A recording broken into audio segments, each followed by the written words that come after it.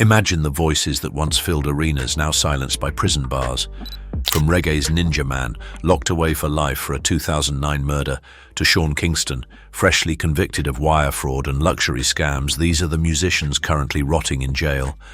They sang about love, rebellion and freedom, but their darkest actions led to horrifying betrayals. Once idols on stage, they now face grim fates behind cold steel. From rap icons to rock legends, their downfall reveals a side of fame no fan could foresee. Brace yourself. What you're about to witness is shocking, real, and utterly unforgettable. Truly shocking. Jacure. Jacure's life has been shattered by prison walls more than once. His darkest chapter began in November 1998, when police in Montego Bay pulled him over and arrested him on serious charges: robbery, gun possession, and assault.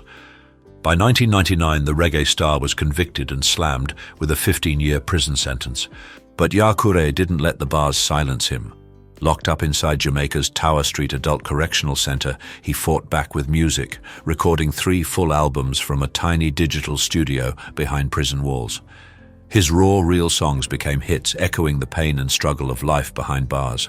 After serving 8 grueling years, Jacure was finally released on parole in 2007. Yet in October 2021, the singer's freedom was ripped away again. Arrested in Amsterdam after a violent clash with a music promoter, Jacure faced the law once more. A Dutch court handed him a 6-year prison sentence in March 2022. Today, Jacure is back in prison, a stark reminder that even reggae royalty can fall hard and fast. His promising career remains trapped behind bars, overshadowed by relentless legal battles and personal turmoil. Digad. Digad's rise to fame came crashing down when law enforcement zeroed in on his activities. On February 21, 2024, police raided his home in Bracebridge Heath while he was streaming live on Instagram. The shocking footage shows Digad shouting at officers, demanding to know what was happening before the stream cut off as he was taken into custody. He was arrested on serious charges related to illegal substance supply and importation. Over the next few months, the case unfolded with heavy evidence against him. At Lincoln Crown Court in May 2024, Digad pleaded guilty to smuggling a massive 45 kilograms of illegal substance and admitted to supplying between late 2022 and early 2024. Despite denying involvement in a larger trafficking operation, the court handed him a harsh sentence, nearly 4 years behind bars, sentenced on January 31, 2025. This wasn't Digad's first run-in with the law. Since his early days as part of the UK drill group CGM, he'd faced arrests, bans on his music, and accusations of inciting unrest. Yet none of that prepared him for the prison sentence that's now cutting short the promising career of this British rapper of Jamaican-Barbadian descent. Behind the bars of Wormwood Scrubs, Digad's future remains uncertain as he serves a lengthy prison term, another example of how even rising stars can fall into the darkest traps. Before we dive into the next shocking case, what country are you watching from? Let me know in the comments. Kipridge. Kipridge's career screeched to a halt when Jamaican authorities accused him of fueling gang violence with his music.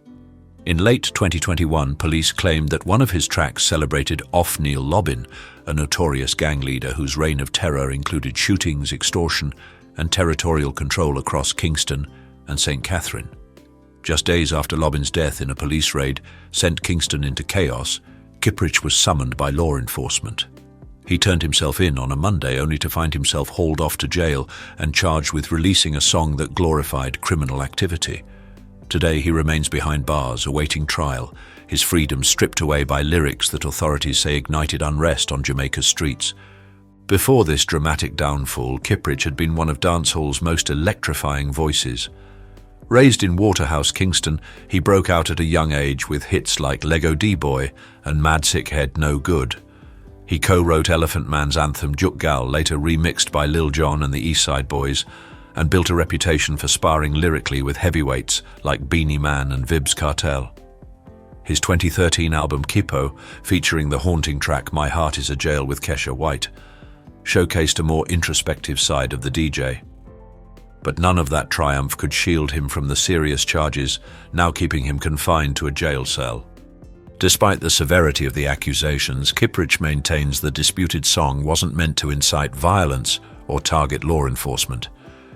In an interview with The Star, he insisted the lyrics were misinterpreted, insisting he never intended to spur riots or attacks. Yet the courts remain unmoved, and Kipridge, once a chart-topping artist, is now rotting behind bars, his future in dancehall hanging by a thread. Ninja Man. Ninja Man's bold and controversial career took a devastating turn in 2017 when he was found guilty of involvement in a deadly shooting. Back in March 2009, Ninja Man and his son Janiel were arrested and charged with the murder of Ricardo Johnson, who was fatally shot during a violent chase in Kingston. Prosecutors revealed that the day before the killing, a heated dispute took place. The following day, Ninja Man, his son, and an accomplice allegedly returned armed and pursued Johnson and a witness through a fence, opening fire and fatally wounding Johnson. After years of court delays and setbacks, including a postponed trial in 2012 when barely a quarter of jurors showed up, the case finally went to trial in 2016. Then, on November 20th, 2017, Ninja Man and his co-defendants were convicted. Less than a month later, on December 18th, he was handed a life sentence, with no chance of parole for at least 25 years. Once famous for his raw, hard-hitting tracks like Border Clash, Murder Dem and Permit to Bury, Ninja Man had built a reputation as one of dancehall's fiercest voices, often spitting lyrics about violence and power. But despite attempts to turn his life around by embracing gospel reggae and becoming a born-again Christian in the late 1990s, his past caught up with him in the harshest way possible. Zebra. In 2001, Zebra was convicted of assault and violating a probation order. The court sentenced him to 10 years in prison. He spent 7 grueling years locked inside Tower Street Correctional Center, cut off from the stage and the fans who once adored him. But Zebra's story took an even darker turn after his release in 2008. Barely 2 years free, he was convicted once more, this time receiving a staggering 30-year sentence with hard labor. Now behind bars, Zebra's future in reggae and dancehall feels all but lost. Before his downfall, Zebra was a powerful force in the scene. The son of reggae legend Dennis Walks, Zebra burst onto the music world in 1990, quickly gaining respect in Jamaica's sound system culture. His 1991 hit Way You Run F.A., produced by Prince Jabbo, propelled him into the spotlight, earning him a devoted following. He worked with top producers like King Jammies and Q45, and his energetic, wild delivery was heavily influenced by the legendary DJ Tiger, so much so that fellow artists Kipridge and Leftside created a tribute to both of them. Yet despite his undeniable talent and influential voice, Zebra's legal battles eclipsed his music. Now serving decades behind bars, the reggae community watches as one of its brightest talents fades into the shadows of a prison cell. Buju Banton. Buju Banton's fall from grace sent shockwaves through the reggae world. A Grammy-winning icon, often hailed as the spiritual heir to Bob Marley himself, Buju's career was soaring until the devastating arrest that changed everything. In 2009, Buju was taken into custody in the United States, charged with involvement in illegal substance distribution. The trial gripped fans and critics alike, and in 2011, he was convicted. The court handed down a harsh sentence, 7 long years behind bars. For the reggae community, it was a heartbreaking blow. Buju wasn't just any artist, he was a voice that had inspired millions, a symbol of Jamaican music and culture. His time in prison silenced one of the genre's brightest flames. But even after nearly a decade away, Buju returned. Released in 2018, he stepped back onto the stage, his reputation still intact, his influence undeniable. Though his prison sentence marked a dark chapter, Buju's comeback reminded everyone why he's still revered as one of reggae's greatest. Vybz Cartel. Vybz Cartel's rise to fame screeched to a halt when Jamaican authorities accused him of orchestrating a fatal attack. In September 2011, police arrested him on suspicion of possessing illegal substances, but that was only the beginning. Within weeks, the Major Investigation Task Force charged him with causing the death of businessman Bington Burton, illicit weapon possession, and conspiracy. Though granted bail for the Burton case in March 2012, he remained locked up over a separate deadly incident involving Clive Williams. His trial for Williams' death dragged on into November 2013, marking the longest criminal proceeding in Jamaican history, 65 days of intense courtroom drama, leaked recordings, and rampant media scrutiny. On March 13, 2014, a jury delivered its verdict. Vybz Cartel was found guilty of causing Williams' death. Less than a month later, on April 3, 2014, the judge handed him a life sentence, stipulating he must serve at least 35 years before applying for release. In 2020, an appeal court reduced his parole term to 32 years and 6 months, taking into account time already spent behind bars. Even with that reduction, Cartel is destined to spend decades confined, effectively ending his reign in dancehall. Before his conviction, Cartel was known for igniting rivalries and chaos, like the infamous 2003 Sting concert in Portmore, where a planned lyrical clash with Ninja Man spiraled into an all-out brawl on stage. That night marked the beginning of his turbulent road, one that would lead straight to a prison cell. Now locked away, Cartel's future as a free man remains decades away, if it ever comes at all. From the top of the charts to the heart of a courtroom, his story is one of the most dramatic downfalls in dancehall history. After reading these shocking downfalls, do you think reggae stars deserve a second chance, or should their crimes define them forever? Yes or no? Kasanova. Once shining under the spotlight, rapper Kasanova's life took a dark and irreversible turn. As of 2025, he remains locked behind bars, facing a staggering potential sentence of up to 60 years in federal prison. The fall began in December 2020 when Casanova, born Caswell Sr., was linked to the notorious street gang Gorilla Stone Nation, a group infamous for violent clashes and illegal activities. While authorities never charged him directly for a tragic incident involving a teenager, his ties to the gang sparked an intense investigation that uncovered a trail of serious crimes. Evidence rapidly mounted against him. Officials connected Casanova to a major robbery in New York and revealed his key role in transporting large quantities of illicit materials.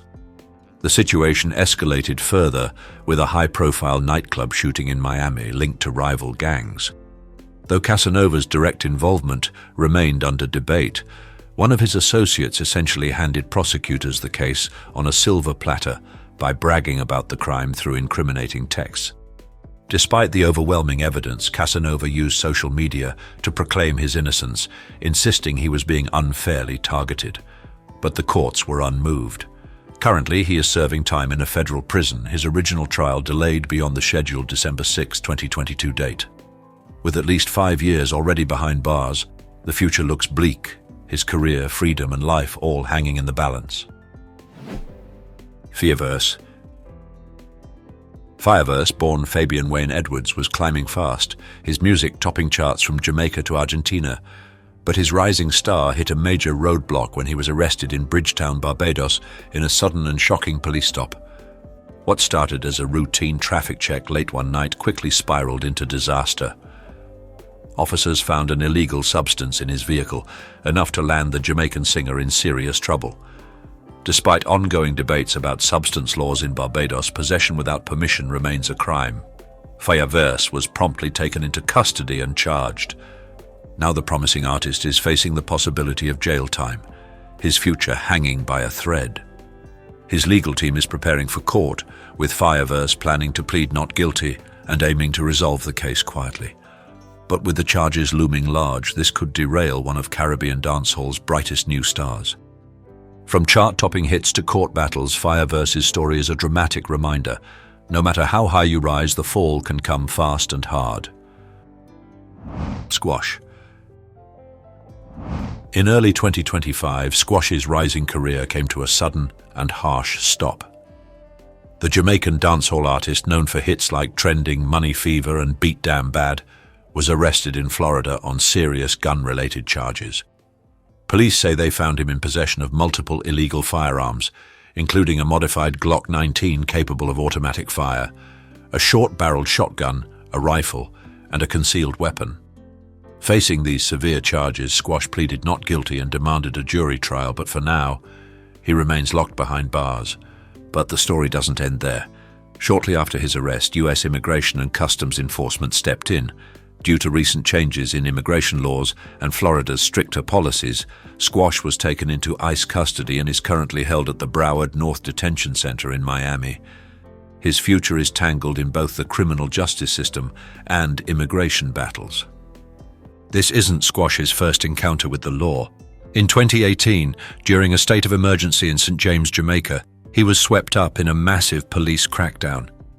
He spent 5 months detained without formal charges and was released just a day before the emergency order expired.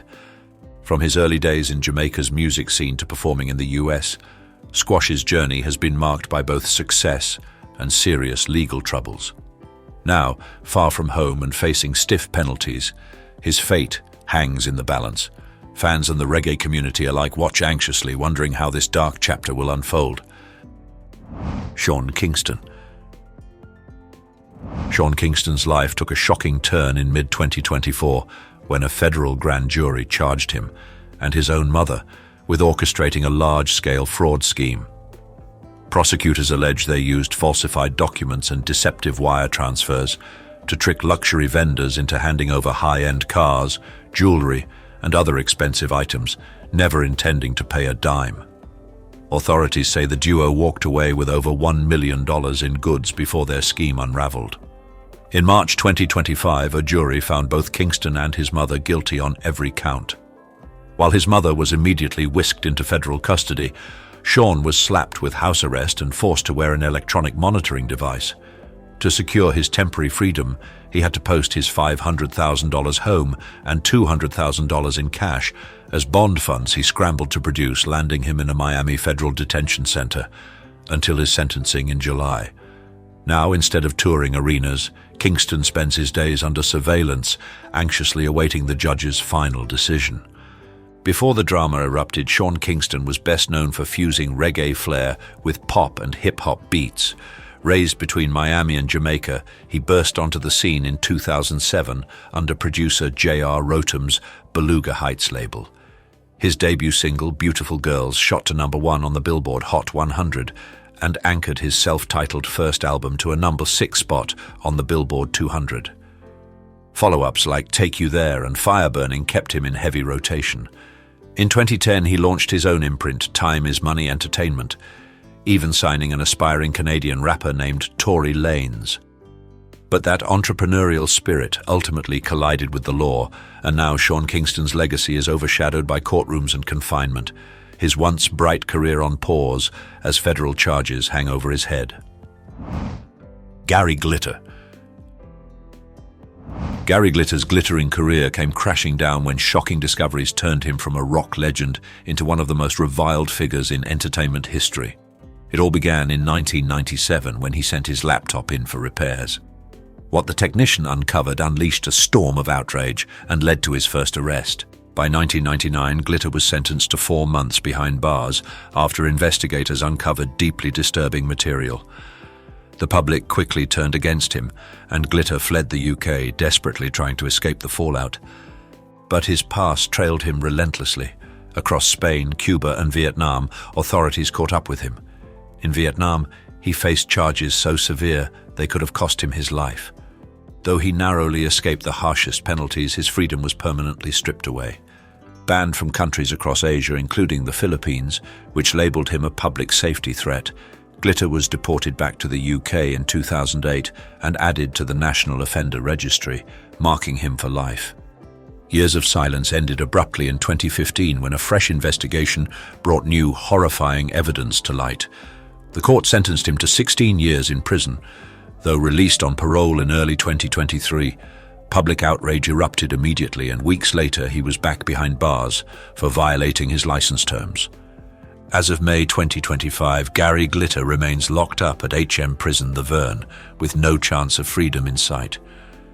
Once a star who ruled arenas and airwaves, his name is now forever stained, an enduring example of how fame offers no shield from justice. Lee Sparta. Tommy Lee Sparta is currently serving a hard time, 3 years for illegal possession of a firearm and 2 more for ammunition, after being caught red-handed with a loaded 9mm pistol tucked in his waistband. His arrest came on December 14, 2020, when Jamaica's Special Police Unit stopped a Toyota Mark X on Holborn Road in St Andrew. Inside was the dancehall star himself, armed, charged and taken into custody. By March 2021, the sentence was handed down. 5 years behind bars, a crushing blow for one of dancehall's most electrifying figures. Known for his dark, gothic image and hypnotic voice, he rose to fame in the late 2000s as a member of Vybz Cartel's Portmore empire. Starting as just an opener at local gigs, his career exploded when Cartel personally invited him to Kingston to join the group full-time. The two made a powerful team, and Tommy Lee quickly made waves with hits like Some Boy Link Pon We Chain, a track that gained serious momentum after Cartel's arrest in 2012, and a new manager took the reins. Now, instead of touring or recording music videos, Tommy Lee Sparta is locked in a prison cell, another reggae star whose empire crumbled under the weight of real-world consequences. His name still rings out in dancehall circles, but his future, that remains behind bars. Shock Rhyme. Shock Rhyme's promising career came to a crashing halt when he was caught carrying a loaded weapon on the streets of Jamaica. On November 25, 2020, police patrolling Hellshire Road in Greater Portmore stopped the young artist, and what they found changed everything. Tucked into his waistband was a Ruger P10C handgun, fully loaded with 7 rounds of ammunition. That discovery led to immediate arrest and serious charges for illegal firearm and ammo possession. Just 2 months later, in January 2021, Shock Rhyme, whose real name is Jason Pinnock, stood before the court and pleaded guilty. The sentence? 3 years and 6 months behind bars. Today, instead of electrifying crowds with his gritty dancehall grime fusion, he's locked away in a cell, watching the industry move on without him. Back in 2017, Shock Rhyme had burst onto the music scene with raw energy and a style all his own. He blended the intensity of grime with the swagger of Jamaican dancehall, carving a fresh lane for himself in a fiercely competitive genre. Fans and critics alike saw him as one of the next big names to watch. Now Shock Rhyme's name is no longer echoing through speakers, but echoing in the halls of a prison, as a cautionary tale of a star who rose fast and fell even faster. EBK Jabbo. In March 2025, just 1 month after his long-awaited release, EBK Jabbo found himself back in jail, this time facing serious charges involving restricted items and illegal possession. After all the hype, the hits and the hope of a comeback, his freedom was once again cut short. Now, instead of riding the momentum of his viral success, Jabbo is locked away, with fans watching from the outside, wondering if he'll ever break the cycle. Jabbo's been no stranger to trouble, he openly admitted in an interview. "I first went to jail at 14, then juvenile hall at 15, did 2 years, got out at 17, was only free for a few months before going back for 2 more years. But even behind bars, he never stopped dropping tracks. In 2023, while incarcerated, he released Sinner's Prayer, a raw, emotional album about pain, faith, and survival. The following year, he dropped The Reaper from prison, proving that confinement couldn't silence his voice. Ironically, his biggest hit, Boogeyman, the track that blew up in 2021, surged again in 2025, while he was still locked up. When he was released earlier this year, fans were ecstatic. His first day out anthem, The Biggest G, hit over 1.5 million views in just a week. But just when it seemed like the comeback was real, his story took another dark twist. Now EBK Jabbo is once again sitting behind bars, his freedom gone, his future uncertain. His latest track, Effan Everybody Free Max, dropped from jail, has only added fuel to the fire and the mystery surrounding what comes next. Will Jabbo break free from the chaos, or is he trapped in a cycle he can't escape? Young QC. By 2025, young QC finds himself locked away, serving a staggering 99-year sentence for orchestrating the violent end of his own mother, Yolanda Holmes, a beloved salon owner who had sacrificed everything for him. Born Cowan Wilson, he never produced a single hit, yet his name became infamous for something far more sinister. Yakusi's rise, or rather descent, began not with beats or rhymes, but with greed.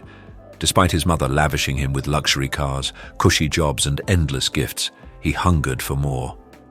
When simple generosity couldn't satisfy him, he made a chilling decision: hire an associate to remove Yolanda from his life. The sloppy plot unraveled almost immediately, leaving behind evidence that led the police straight to him. Even as the court case blew up, young QC showed shocking indifference. Videos emerged of him showering fake fans with thousands of dollars in cash, money taken from his late mother's bank account. His arrogance was on full display as he bragged about living large with stolen funds, heedless of the pain he'd caused. In the courtroom, there was no apology, no regret, only cold arrogance. The jury wasted no time convicting him, and the judge imposed a 99-year sentence.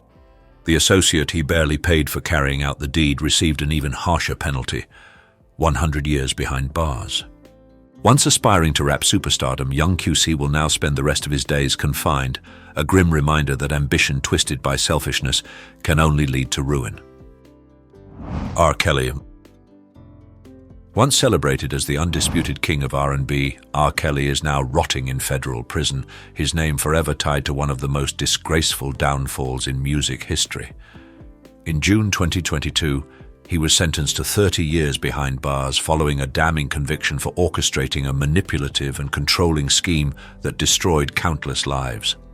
Now, nearly 3 years into that sentence as of 2025, there's no sign of early release, no stage, no spotlight, just steel bars and a shattered legacy. Long before justice caught up to him, the warning signs had been flashing for years. Back in 1994, Kelly secretly and illegally married rising star Aaliyah when she was just 15. The marriage was annulled, but the disturbing allegations kept piling up. In 2002, a deeply unsettling video leaked, sparking a national firestorm. Though that case was dismissed, it left behind a trail of suspicion. Then in 2017, the truth exploded into public view. Multiple reports accused Kelly of keeping women in a highly controlled, secretive environment, described by some as a cult-like setup. The backlash was immediate. More women came forward. Prosecutors finally launched full investigations. And in 2021, R. Kelly's empire crumbled for good. Now locked away in a federal facility, the once mighty hitmaker who gave the world chart toppers like Ignition, Remix, and I Believe I Can Fly has become a cautionary tale. His name, once etched in gold on the music charts, now echoes through courtrooms and prison walls. Fik Gaza. Ugandan reggae and dancehall sensation. Fik Gaza now sits behind bars, facing the kind of serious charge that could end his fast-rising career for good. On April 7, 2025, Fik Gaza was arrested in Wiso and charged with aggravated robbery, a heavy accusation that sent shockwaves through Uganda's music scene. Though the charge was briefly downgraded to simple robbery, police later reinstated the more severe count, and he's now being held at Katwe police station as legal proceedings unfold. It's a stunning fall from grace for an artist who only a few years ago was making international headlines. This isn't his first brush with the law. Just last year, in April 2024, he was detained in the United Arab Emirates for performing without a proper work permit. But that incident seemed minor compared to what he's now facing back home. Before the arrests, Fik Gaza's rise was nothing short of inspirational. Born into poverty, he once worked as a truck turnboy, hauling tires and cargo across East Africa just to survive. He also worked as a taxi conductor on Uganda's chaotic routes, but music was always his dream. In 2018, he went all in, and it paid off. With tracks like Banana, Bukuta Bukuta and Sanu, Fik Gaza became one of Uganda's most electrifying performers.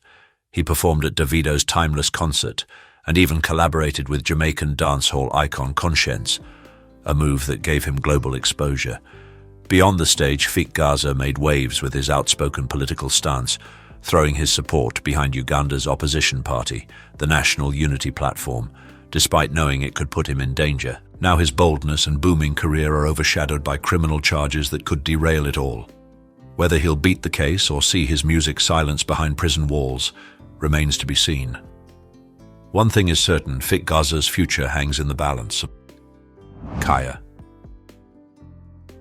In 1999, Mauritius was shaken when one of its most iconic reggae voices, Kaya, born Joseph Reginald Topize, was dragged into police custody.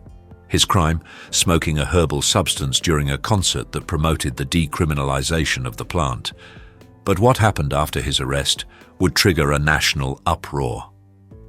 Just 4 days after being detained, Kaya was found dead in his jail cell.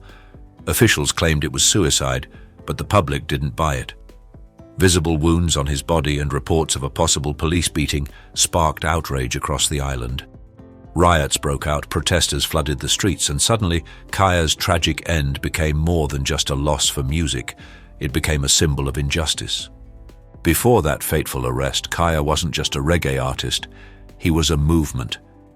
He blended traditional Mauritian Sega music with reggae rhythms, creating Sega, a sound that gave voice to the island's working class and challenged the system. His lyrics spoke of unity, resistance, and freedom, which made him both a beloved icon and a controversial figure. Today, Kaya isn't rotting in jail, but he never made it out alive. His death in custody remains one of the most haunting and unresolved moments in reggae history. A chilling reminder of how even the most peaceful voices can be silenced behind bars. John Barrymore. Welcome to Bella Vista, one of old Hollywood's most bizarre, beautiful, and heartbreaking homes. Built in the 1920s, this Gothic-style mansion wasn't just a residence, it was an extension of Barrymore's theatrical soul. A grand library lined with rare books and hidden compartments filled with manuscripts spoke to his obsession with literature. Dark wood panels, eerie lighting, and antique furnishings turned the house into something between a haunted theatre and a gentleman's club for eccentrics. Barrymore, known as the Great Profile, didn't just live here, he performed here. Friends recalled late-night recitations of Macbeth in the study and spontaneous monologues on the terrace. His exotic pets, especially the monkey, who reportedly mimicked him during scenes, only added to the surreal ambience. But as the 1930s wore on, Bella Vista became more than a home. It became a symbol of decline. Alcoholism, financial ruin, and failing health crushed Barrymore's career. The stage grew dusty. The books were sold off. In the end, he was forced to abandon the house that once echoed with sonnets and laughter. Eventually, the mansion was demolished, its secrets buried with it. After his death in 1942, Hollywood was rocked by a shocking rumor that a group of his closest friends, allegedly including Errol Flynn and W.C. Fields, stole Barrymore's corpse from the morgue and brought it back to Bella Vista, his once grand estate in Beverly Hills, to stage one final, grotesque performance of a goddess. Howard Hughes. Few people know this, but at the height of his isolation, Howard Hughes refused to allow anyone into certain rooms of his mansion, even cleaning staff. He would leave written instructions, detailed down to how many tissues were allowed in a drawer, slipped under locked doors, fearing contamination from the outside world. That was the reality inside Hughes's Beverly Hills estate, a technological palace turned paranoid labyrinth. Purchased in the 1920s, the home sat behind towering walls and a fortress of dense foliage, ensuring total privacy for a man who would become one of the most brilliant, powerful, and tragically reclusive figures in Hollywood history. Inside, the decor was a reflection of his dual identity, sleek luxury paired with cutting-edge innovation. Hughes installed his own private airstrip on the property so he could take off and land without ever interacting with the outside world. As his fears and eccentricities deepened, he added hidden rooms, false walls, and secret passageways, so elaborate that staff reportedly got lost in them. He micromanaged every element: the angle of a chair, the direction of sunlight, even the exact temperature of individual rooms. Staff whispered about how he stored his own urine in jars, refused to touch doorknobs, and watched movies on repeat for hours, sometimes naked and surrounded by Kleenex boxes. By the 1940s and 50s, the estate was no longer a glamorous retreat, but a self-imposed prison. And when Hughes died in 1976, the mansion was eventually demolished, but its eerie legacy lingered. Marian Davies. Marian Davies's legendary ocean house in Santa Monica looked like a royal palace dropped on the California coast. Over 100 rooms, 55 bathrooms, 37 fireplaces, and a 110-foot marble-edged pool that shimmered like old Hollywood dreams. But this wasn't just a movie star's mansion. It was the gilded cage of a complex love affair. William Randolph Hearst, the media tycoon who practically ran America's headlines, built the estate for Davies, his longtime mistress, using his fortune to make her a queen. And yet, the house became the most lavish symbol of how her life and career were shaped and sometimes stifled by his power. Their relationship was one of the most talked about scandals of the era. He was married, she was rising. Behind their glamorous parties, attended by Winston Churchill, Charlie Chaplin, and the elite of both Hollywood and politics, Marian quietly shelved her own ambitions to play hostess to Hearst's empire. Some guests later recalled how Ocean House felt more like his statement than hers, despite her name on the gates. When Hearst's finances crumbled in the 1930s, the estate followed. Room by room, the mansion was stripped down. By the 1950s, the once grand home was demolished, bulldozed into memory. Only the pool and guest house remain, now part of the Annenberg Community Beach House. And in a twist of poetic irony, the structure once meant to immortalize Marian Davies now serves the public, open to all, owned by none. Clark Gable. Few fans know this. After the tragic death of his wife, actress Carole Lombard, in a plane crash in 1942, Clark Gable vanished from public life. But he didn't disappear into drugs, scandals, or the Hollywood party circuit.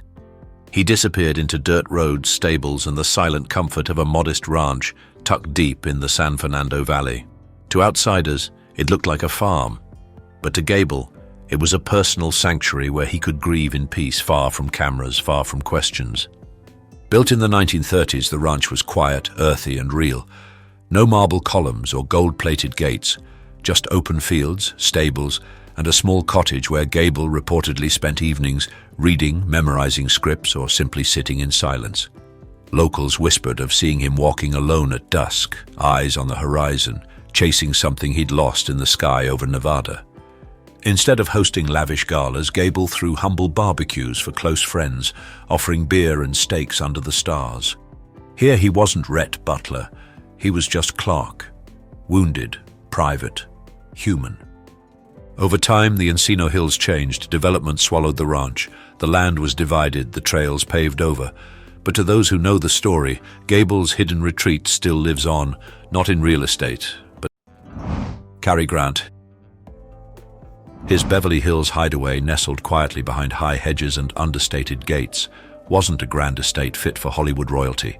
It was a refuge, and inside that refuge, Grant began one of the most controversial personal experiments in Golden Age Hollywood, guided LSD therapy.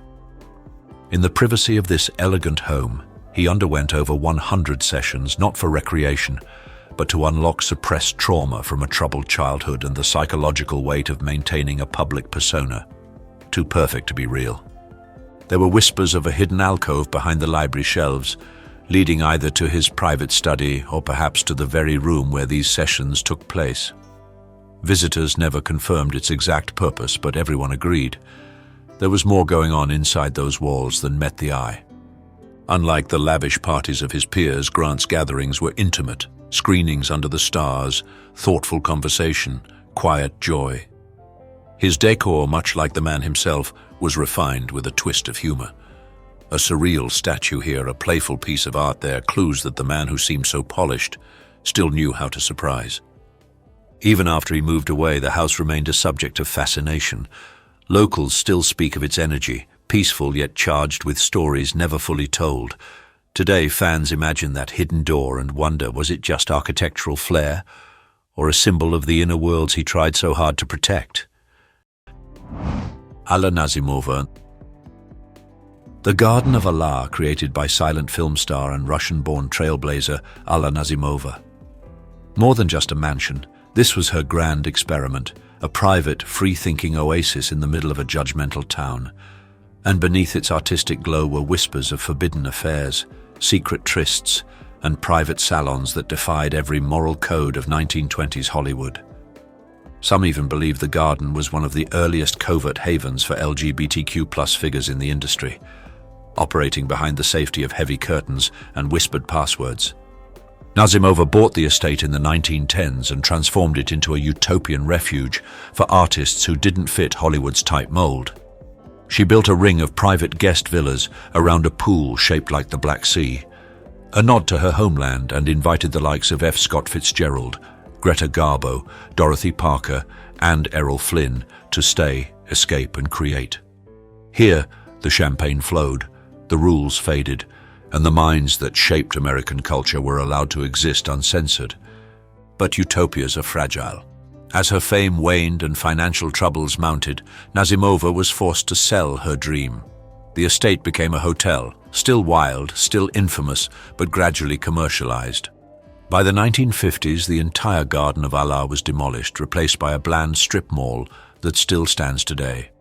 Now, thousands pass the spot without ever knowing that once, just beneath their feet, Hollywood's misfits built a world of freedom, artistry, and defiance.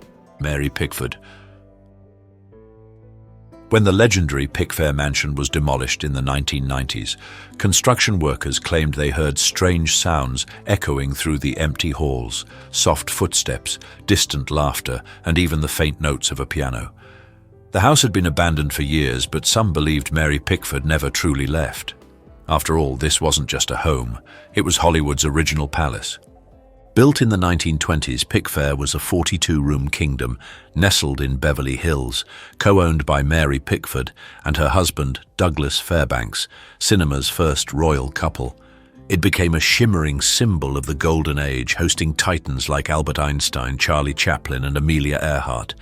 Behind its gates, legends mingled, secrets were whispered, and history was made.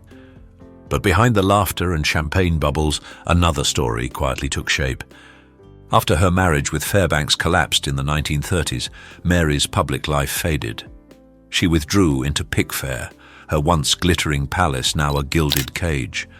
Staff recalled seeing her wander the vast, ornate halls alone, surrounded by photos of a bygone era, haunted not by spirits, but by memories of lost fame, love, and youth. Her sanctuary became her sorrow. By the 1990s, the house had fallen into disrepair. New owner Pia Zadora cited termite damage and, oddly, paranormal disturbances as reasons to tear it down. The demolition enraged film historians, calling it an unforgivable erasure of Hollywood's past. Yet some whispered that the house refused to go quietly, with strange phenomena reported until its final brick fell. Today, Pickfair exists only in photographs, archives, and ghost stories, but its name still echoes with the glamour and the grief of an era built on both dreams and delusions. James Dean. Few fans realize this, but its infamous Porsche 550 Spider, nicknamed Little Bastard, wasn't just stored in a showroom or studio lot. It sat quietly in the modest garage of a small Sherman Oaks bungalow, the same bungalow where he spent his final nights before the crash that ended everything. From the outside, the house looked utterly unremarkable. No red carpet, no velvet ropes. Just a quiet rental home tucked away from the Hollywood spotlight. But inside it told a different story, one of a restless genius trying to slow down. Dean, the symbol of rebellion on screen, used this space to sketch, play bongos, and read scripts in silence. Friends said it was the only place he didn't have to perform, the only place he let the walls down. And parked just feet from his bedroom was the 550 Spider, a machine so sleek and dangerous it felt like a prophecy. He loved that car, called it his mechanical soulmate. Some even claim he joked it was cursed. Days later he was dead, the car shattered. The myth born. What's haunting is how little has changed. The bungalow remained mostly untouched for years, a frozen portrait of youth, fame, and fatal momentum. Today, fans still drive by, imagining Dean sitting on the porch, script in hand, trying to understand who he was becoming. Before the world decided for him.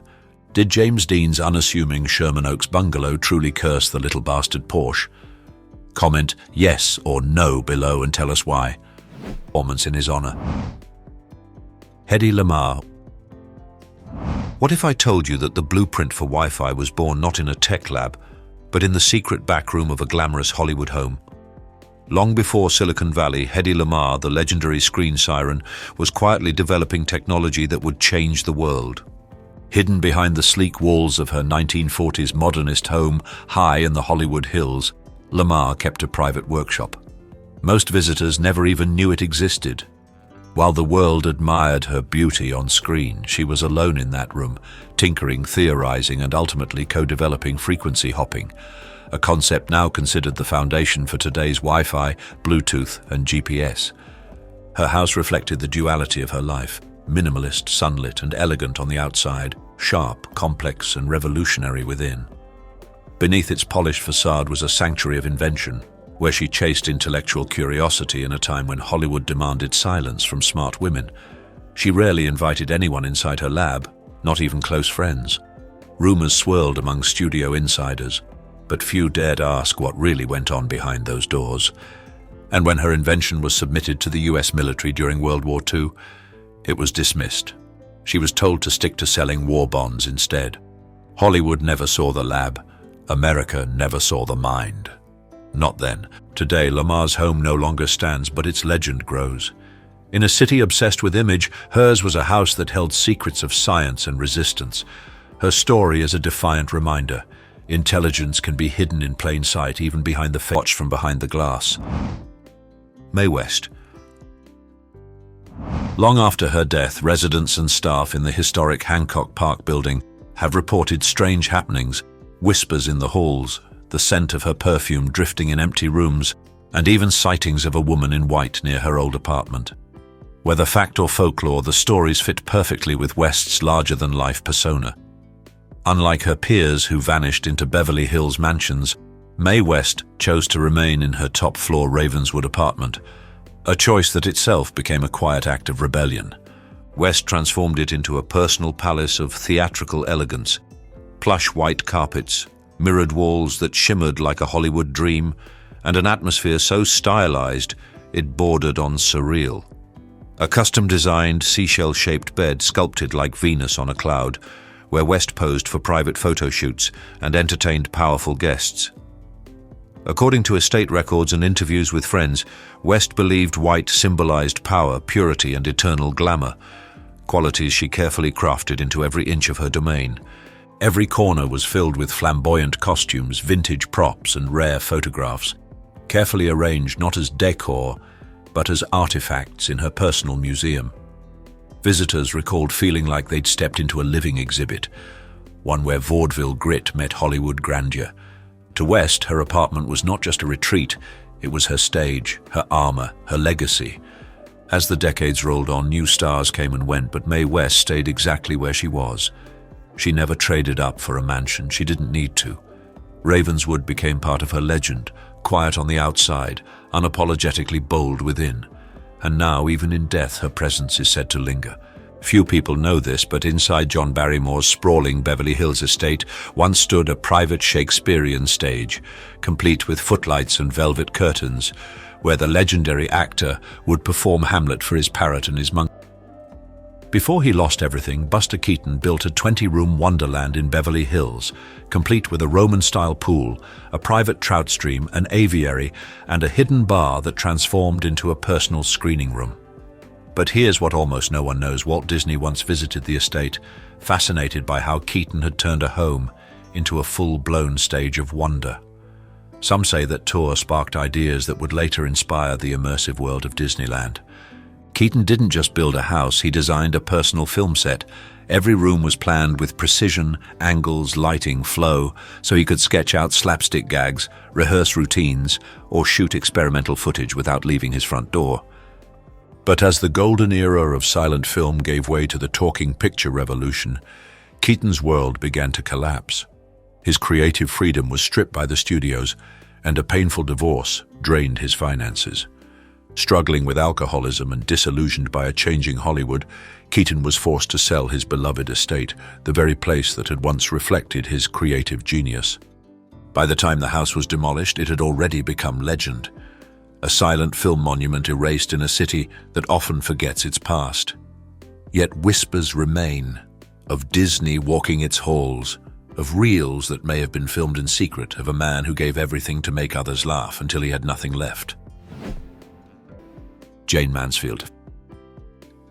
Few know this, but when Jayne Mansfield first toured the mansion that would become the infamous Pink Palace, she didn't ask about the number of rooms or the price. She asked, "Can we paint everything pink, even the ceilings?"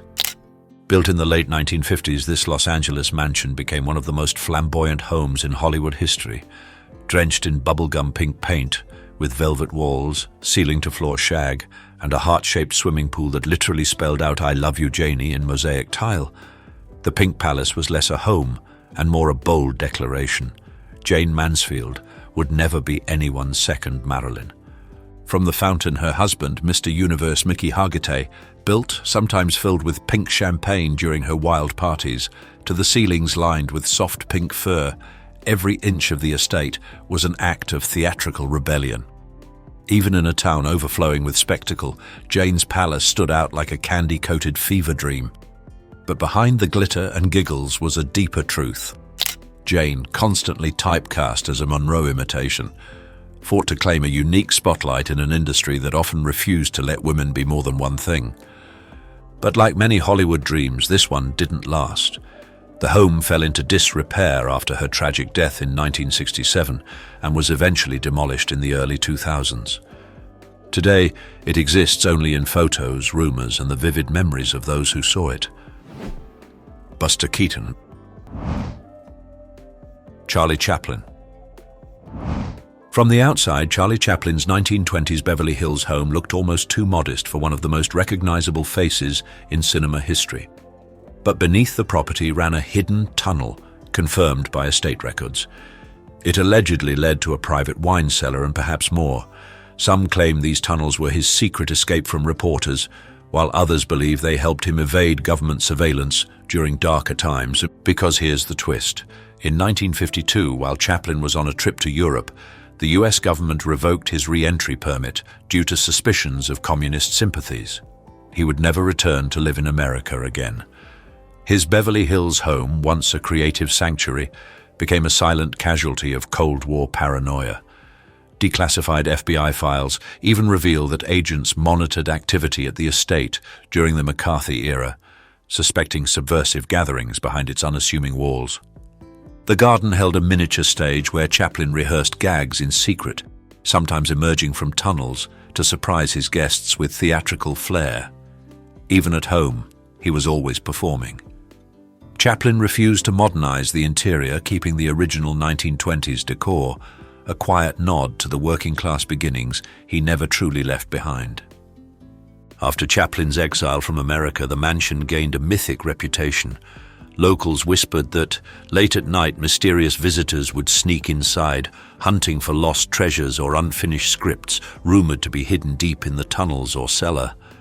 Years later, new owners claimed to discover strange props, cryptic handwritten notes, and even sketches for films Chaplin never made, turning the house itself into a living archive of Hollywood's wildest dreams and secrets. Before we dive deeper, tell us, what country are you watching from? Drop it in the comments below. And stick around, because the next celebrity mansion on this list might just be the strangest one. Douglas Fairbanks. They say the world's first action hero didn't just leap across castle walls on screen, he built his own secret escape routes in real life. Tucked away in Santa Monica once stood Fairbanks Ranch, a lavish estate that Hollywood legend Douglas Fairbanks kept hidden from the spotlight. While he famously shared the grand Pickfair estate with Mary Pickford, this lesser-known sanctuary was his true playground. Here, surrounded by lush gardens, a shimmering private lake, and a quaint boathouse, Fairbanks created a life that blended aristocratic charm with theatrical flair. The most jaw-dropping feature, a hidden underground tunnel that connected the main house to the boathouse, an architectural secret verified in original blueprints and staff accounts. Some say he used it to dodge nosy paparazzi.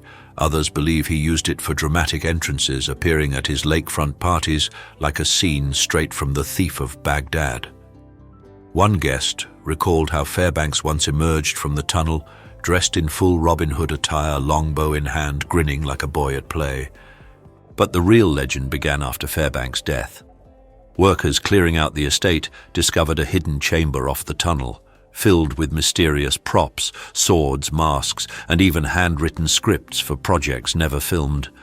Rumors swirled that Fairbanks had planned one final secret performance for his closest friends, a show that would blend myth, nostalgia, and farewell.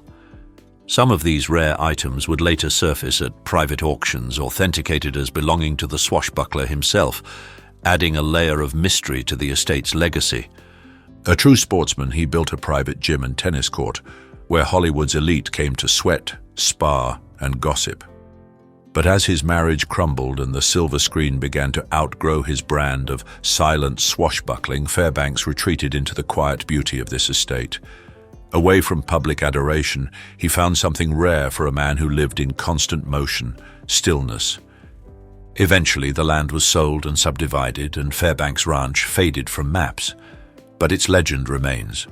A hidden tunnel, a private lake, and the echoes of a man who turned fantasy into reality, not just on screen but in stone and soil. Because YouTube will prioritize interactive videos, please comment OK if you find this video interesting. Thank you. Yet.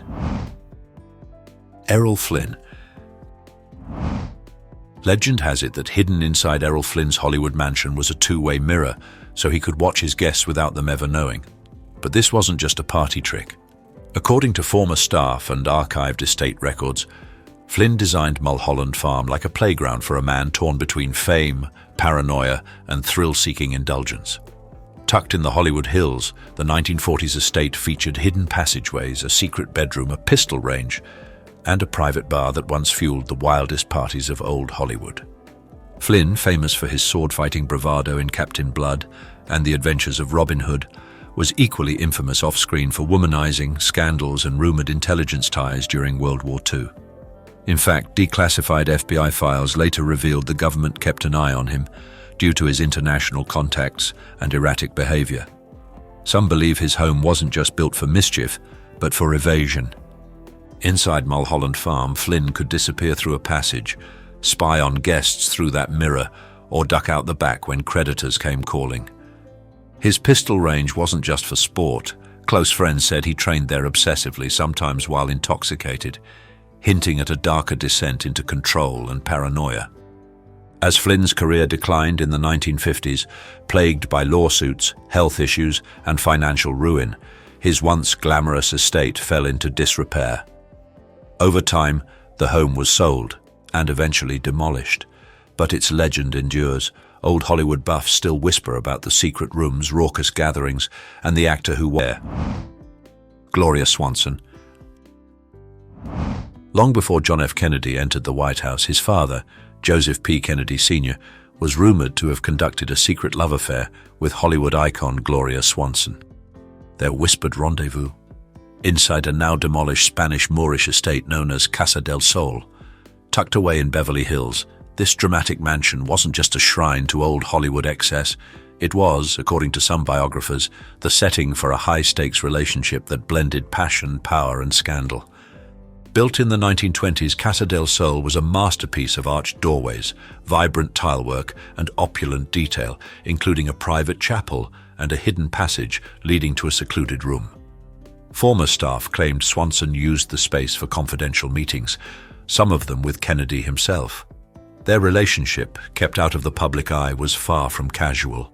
Kennedy financed one of Swanson's films and allegedly tried to leverage his political connections to revive her slipping stardom.